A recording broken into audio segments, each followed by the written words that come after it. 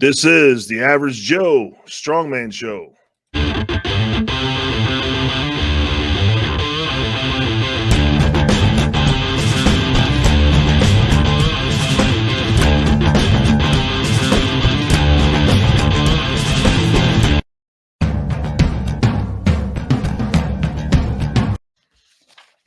What's up, everybody? I'm Lee.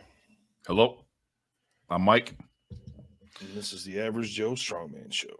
Yes, it is. Episode 22. 22. Got a good one this evening with a beast of a human being, a gentleman by the name of Dennis Long. Dennis has been on the scene for a while. He was a top 10 finisher at Strongman Corp Nationals, Masters Nationals in 2015. I believe he was 10th. 2016, finished 6th, so two-time top 10 there. He also, in 2016, did the North Carolina Strongest Man and competed in both the Open Heavyweight and Masters. Ended up taking 6th in the Open, and he won the Masters. So, crazy bastard. Yep. Most recently, this past year, he got his first Arnold invite. He won Strongman Corp Masters Nationals in the 50-plus division and got to the Arnold and won the 50-plus there. He also that was coming on the heels of his third place finish at OSG down in Florida in 2021. So let's not delay any longer and bring in Mr. Dennis Long.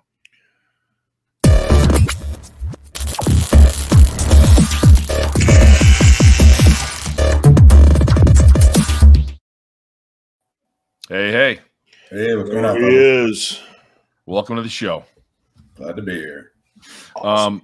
So Dennis, tell us a little bit about your background, organized sports. What was your athletic background prior to Strongman? Started in high school, football, basketball. I was a skinny kid actually, so I was really good at basketball. I wasn't great at football. I was only about 200 pounds back then. Wow. Yeah. Ate your Wheaties. Joined the Army and did all kinds of sports for them, football, basketball, throughout there. And then towards the end of my career, I got into weightlifting. I was like, oh, okay, this is fun. And then I just started eating and lifting. When I got out, I was probably 275 and I've just gone up from there, Funny how those things go together, the food and the weight training. It's crazy. The size, yeah. Well, I didn't know you were a vet, man. Thank you for your service. I didn't realize that. For sure. Thank you for your service. So, Dennis, how long have you been competing strongman, and what originally got you interested in strongman? So, I did my first show. It would have been 2012 down in Central Florida Strongest. I had never touched an implement, had no idea about the implements. I just trained in a regular gym.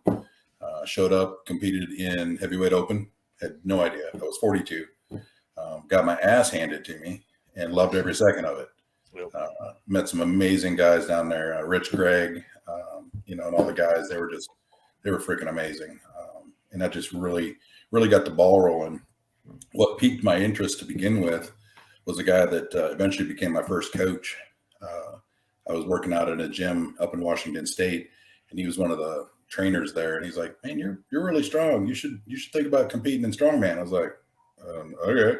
So fast forward like 3 years, I did, and it was a blast. So who was that, Dennis? Who was your first coach? His name is Robbie Robinson. Okay. He had been a strength coach at Eastern Washington State for years, and then now he owns his own gym up there doing strength training, Olympic training, all kinds of fun stuff. So, okay. Yeah. You kind of made the rounds, man. I mean, Florida, Washington State, you were in Minnesota for a while, Alabama now. So all over. Yeah. All right. You've competed on some pretty big stages, some pretty big shows, especially the last year, right? Most recently the Arnold and OSG. What would when did you first, or I'm sorry, when you first started competing, were shows like that even on your radar? When you talk about that first show in Florida, had you even considered like getting to that point? Not at all. That didn't even cross my mind. I was like, I'm just out here having fun, and I just want to, and that was just it. I just want to have fun and, pick up heavy shit. Yeah. So it was never a goal to get to that level? It never was. And only until recently have, escalated into goals. So, Okay. yeah. That's so. So now, go ahead. Go ahead. Go ahead, Lee. No, please. So has your training then obviously changed over the years? I mean, from starting out the smaller, local and regional shows to, then prepping for the bigger shows and international level, absolutely. or tell us about that. A lot of my early training was actually based on powerlifting. Like I went with Wendler's 531, which just got me started in the strength. And I didn't have a lot of access to implements because I was working overseas as a contractor for almost 16 years. So there was what I could bring, like sandbags, or I brought an axle over and some farmer's handles. There was very little of anything big. So it was what I could make do, yokes. I would throw as much weight as I could on with some dangly weights on the bar and walk around the gym. Swing set style. Yeah. Yeah, exactly. So, I mean, I just trained the best I could for all the years. And when I quit contracting overseas in 20, and I was able to stay home and just focus on implements and working through that, it's when I started getting actually better, obviously. Okay. And that's next year was OSG, and the rest is so back to that as far as the goals conversation. So now that you've kind of tasted that, that spotlight, right? Being at the Arnold, being at OSG, if you care to talk about it, like, are there goals then for you for this year, next year? Like, what are you looking at moving forward? So this year, I'm looking at competing at Masters Clash in July at Chad Coy's event. Yeah. Okay. I'm not sure how well I'll do. I'm going to go out there and give it everything I got. I mean, Nick Best got invited, so he's pretty much a stud. Yeah. I'm going to for sure go out and do whatever I can. My goal for OSG is to win OSG. All right. I took third. It was a battle for third, but I took it. And that was a competitive field this year. It was. Even in our 50+ class was amazing. Everybody out there was just phenomenal. And that gave me that taste. I want first this year. And that's what I told him. I was like, I'm coming for first this year. Cool. So, good for you. Yeah. Good for you. Now you said you've lived internationally. You were traveling, right, and working abroad. Have you ever competed internationally, or just? I haven't. I had a couple opportunities in Dubai, but they never panned out. My timing wasn't right. But otherwise, I haven't. No, it's all been in the U.S. Is that a goal? Not necessarily. No. I'm good not going overseas anymore. Yeah, especially now, unfortunately. Yeah. So tell us a little bit about your training. I mean, do you follow a specific program with a coach, or are you just winging it, or how does that work? So I've had several coaches over the years. All good coaches. Learned a lot from all of them. And then I went away from coaching for a while. Actually, the last, I think, 2 years has been about. And I got myself to OSG, third place in OSG. Doing my own thing. But it was everything that I learned from all those previous coaches. That's what helped me. For sure. So, and recently I started talking to a coach. So I told him I want to win, and I need that extra direction to get there. So even coaches need coaches too. I'll throw that in there. Absolutely. I recently took a promotion at work, and it's taken a lot of my time. So I don't have as much time to dedicate to writing programs as I'd like. So it's easier. Just tell me what to do and I'll fucking do it. And honestly, man, sometimes it's the best way to go, right? Just don't even think about it. Just do what they tell you to do, right? Yep, absolutely. And if it's somebody who has been at that level, then they're going to know, right? What it takes to win or to podium at a show like OSG or at the Arnold, right? Yep, absolutely. So speaking of training, as older, more seasoned veteran athletes, the three of us, let's talk for a second about warming up, because I know some people who, believe in that and take the time, and some who don't. So I'm assuming you do warm up. But how long does your warm up take, and what do you typically do? It depends on what I'm doing, what the day is. If I'm pressing, I get more warm ups in. Deadlifting, I get enough. But it really depends on what day it is. And I always warm up. I do my stretching, my foam rolling, all that stuff, because we get older and things don't want to work like they used to. That's right. Oh, 100%. That's 100%. right. Yep. Well, and it's interesting too. You bring up stretching because there's just as much research out there to support it as there is to say don't do it. Right. Yeah, I've found it works best for me. Agreed. Right. Similar with like mobility foam rolling. Right. Yep. There's research to support it and research that says it's a bunch of bullshit. Yep. And my whole attitude is, look, if it feels good and you feel like if it works for you, do it. Right? Absolutely. And Yeah, I think don't. That's right. And I think you couple that with, as long as it's not affecting your performance as well, right? Because I know there's been a couple of times where I've actually gone through and overdone the stretching, and it actually affected, my performance when I was actually competing, because, sore in one spot and you're like, okay, I'm going to stretch that just a little bit more. And then you lose, it may only be 5 or 10%, but sometimes that's the difference between first and second place. Right. So, right. Absolutely. Well, I used to have a training partner who did not believe in stretching. He wanted to be just as tight as possible all the time. And now looking back, 3 torn biceps later, a couple of torn knees, like maybe that wasn't the right way to go. So, and then we've talked too before with people on the show about, at our advanced ages, right? We're all 50 plus. Yep. The need to focus as much on rest and recovery as you do training, right? Recover hard. Don't just train hard, but recover hard. Yep. Right. It's definitely I've definitely done a lot more recovery since I've gotten older. It hit me about 50, 51, because I was pretty good up until that point. About that time, it was like, I really need to take more time off and take care of myself, because it wasn't working anymore.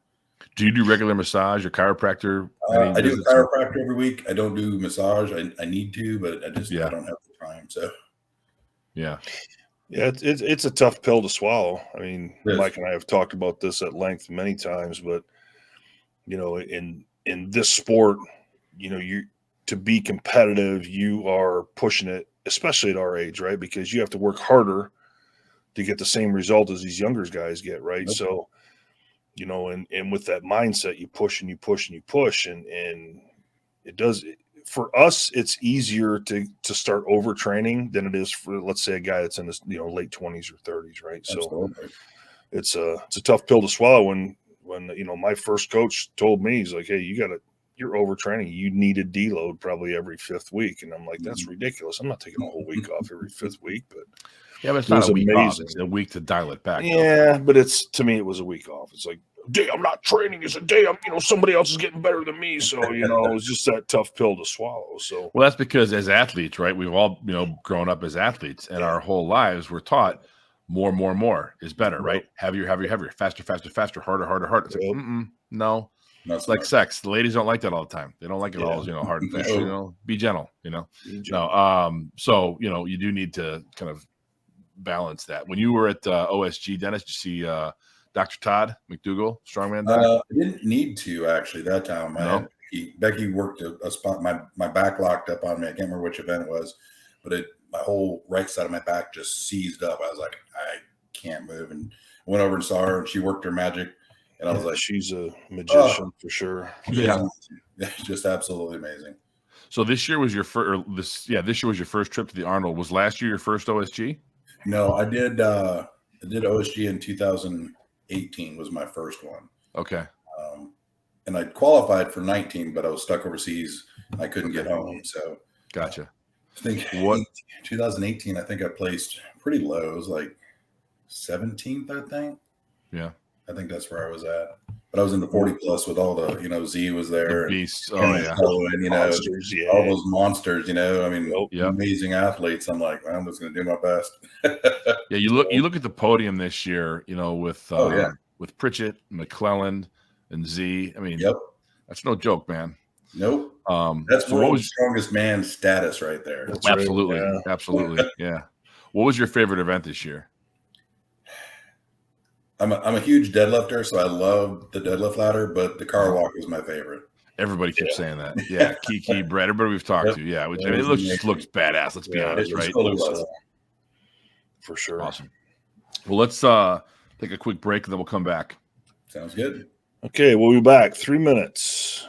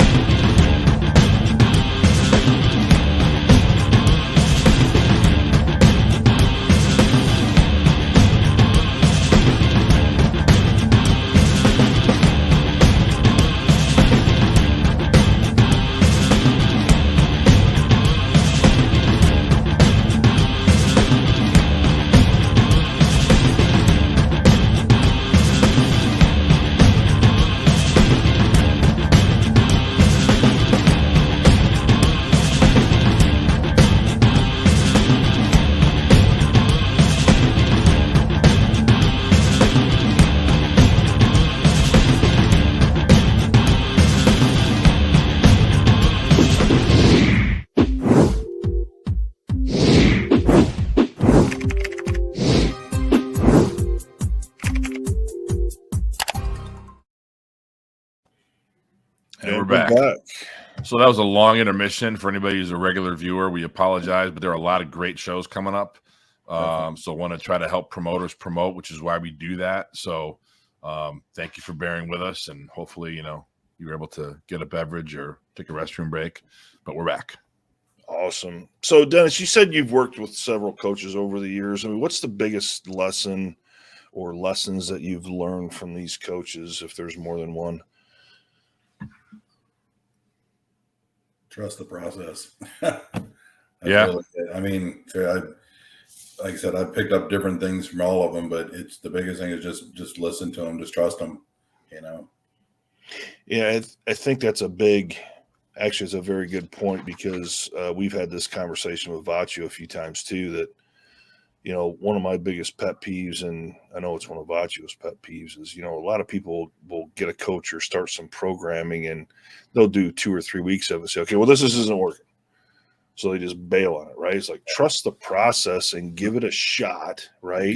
Yeah, because you're not going to start seeing the benefits of any change in your training protocols for at least probably the first 3 to 4 weeks. So yeah, good point for sure. Well, and I talk about the minimum amount of time required to determine the efficacy of any program is 12 weeks minimum. Yeah. Give it 3 months. Yep. Absolutely. If you can't last 3 months, then you got a problem, right? 3 months minimum, ideally 16. Give it 3 or 4 months. And if after that amount of time you're not seeing progress, you're not getting sure something's not right, well then okay. But I've worked in commercial gyms as a personal trainer. Some of these people that program hop every month because they get bored with something. Yeah. My whole thing is, you're bored, is getting stronger boring? Because I mean, you talked about Dennis, 531, Wendler. He's got a protocol called Boring But Big, which I've done. Actually, I'm doing it again now. And it's the same shit over and over again. But you know what? I'm seeing the numbers go up. It works. Exactly. Right? That's what it's for. That's right. Yeah. With it. Yeah. So what would you say, what do you feel is the biggest benefit of working with a coach? Not having to think about it. Just that aspect of, just tell me what to do and then doing it. Yeah. Just tell me what to do. I'll do it. And I just wait for the results and they show up. So, I think that's the big why people bail out of programs so fast, because they want that quick, fast now. I want to see results right now. Right. It's the world we live in, right? Yeah, absolutely. Sure. And you're not going to see that, especially in strength.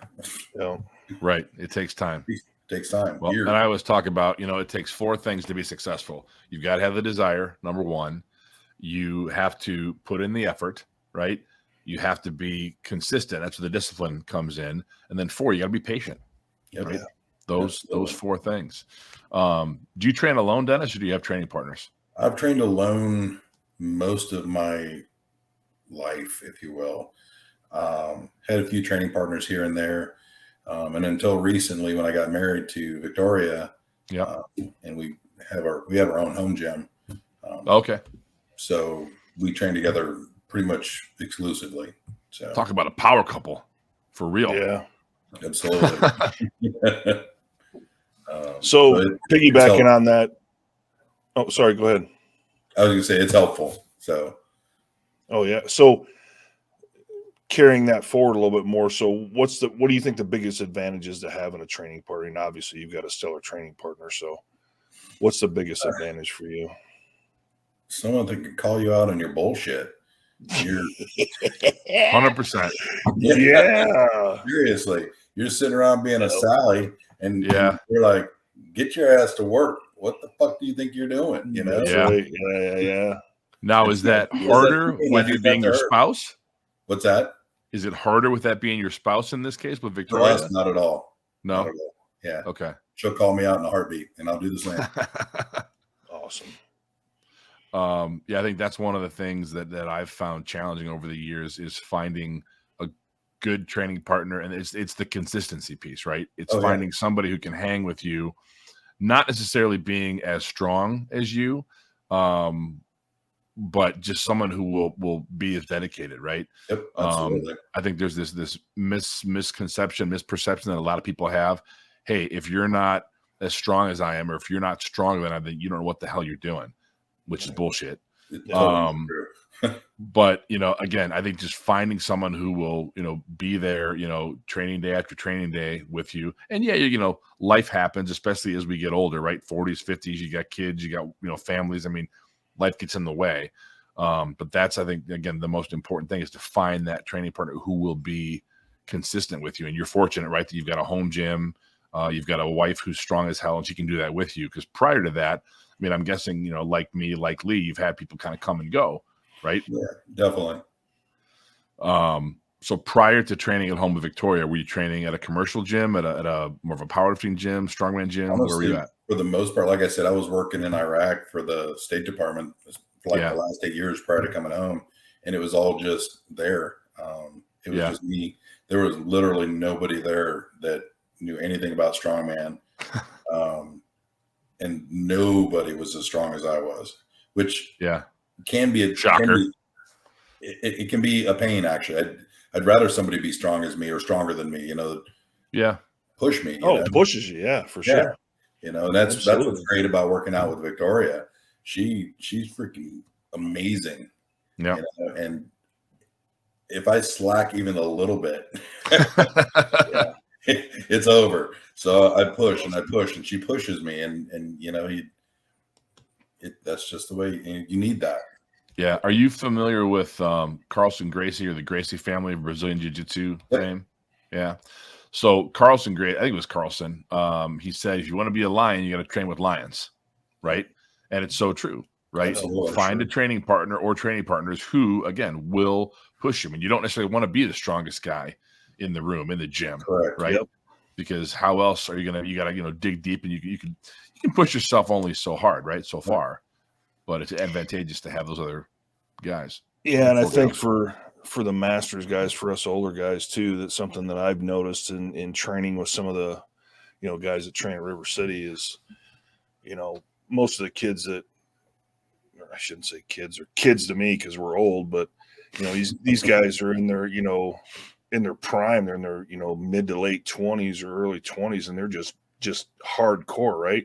Yeah. And it's a motivation when I get to, seldomly I get the chance to train with them, but when I do train with them, it's they push you to be stronger because you want to beat the young kids and they don't want to get beat by the old man, right? So it's absolutely awesome, but it's a great training environment, So yeah, it's fun. Do you have a favorite event, Dennis? I mean, you mentioned deadlift. Is that it? Yeah, I love the deadlift. It's been one of my favorites. Recently have really fell in love with log. Yeah.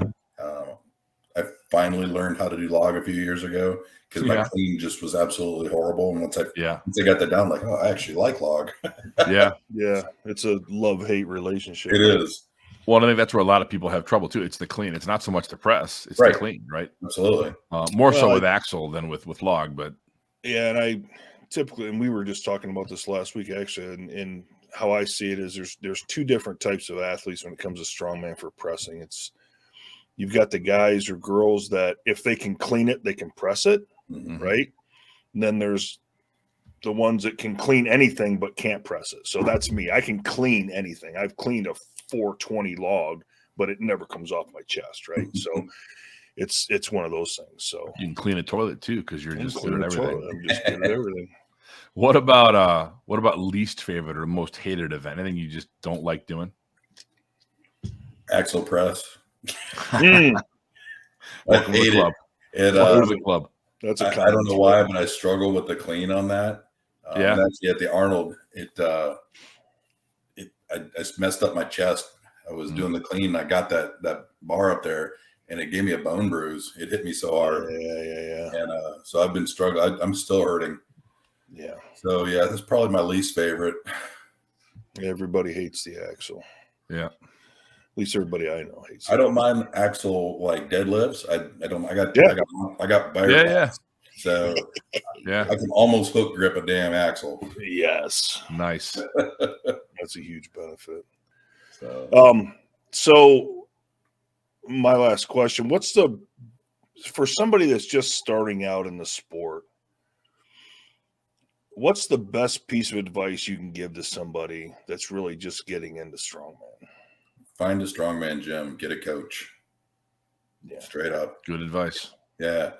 Because you find that strongman gym, even if you don't have a coach, everybody there's going to help you because they want to see you succeed and do well. Everybody. That's what I love about the sport. So find a strongman gym, drive 2 hours if you have to, and do it. That's the part that blows me away is I encounter a lot of people who are interested and yet they don't want to drive even a half an hour. Yeah. And it's like, this is not Export or LA Fitness or any commercial gym. Like, this is specialized stuff. You're going to have to drive sometimes. And people do drive an hour plus, right? Because that's how bad they want it. And if you're not willing to do that, well, then guess what? You don't want it bad enough. Correct.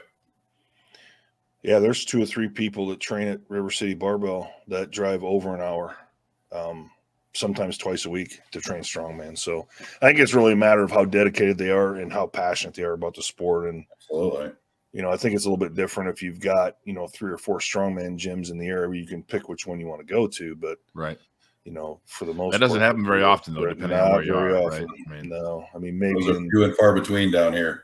Yeah. I mean, actually, the only place I can think of that you would have that capability would be probably Columbus, right? Columbus, Ohio, because there's 2 or 3 gyms up there that have strong. Well, we got a few in Chicago too. Or in Chicago too, yeah. But still, I mean, you're driving, they're 30 to 40 minutes apart, and some people just aren't willing to do it. So that's right, absolutely. And they don't want it. They what? They just don't want it then. True. That's right. Yeah. So hey, looking back on your strongman career, is there anything when you think back to what you've done that you'd like to have like a redo, hit the reset button, have another go at something? Like maybe you could have trained different or, just had another shot at, repeating something where you thought you could have done better? I really don't. No? Every show I've ever done, I've given everything I've had. And I've learned from every show I've done. I learned that, okay, I wasn't good enough here, so I need to focus on that one. And every single show has been like that for me. So How do you pick which shows you want to do, Dennis? How do you pick a comp? So when I was working overseas, I was gone for 3 months, home for a month, gone for 3 months, home for a month. And I would always look at shows, regardless of where they were in the country. I would look at the shows that were in that time frame and were events that I thought I could do decent at. Okay.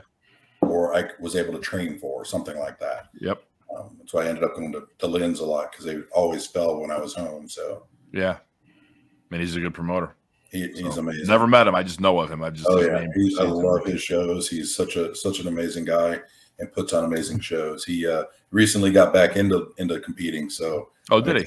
Yeah, I'm excited to see how he does. He's done 2 recently. Cool. He did South Carolina Strongest and Lift Me I'm Irish. Huh. Yeah, nice. Awesome. Well, we're at. Go ahead, Lee. No, go ahead. I'm done.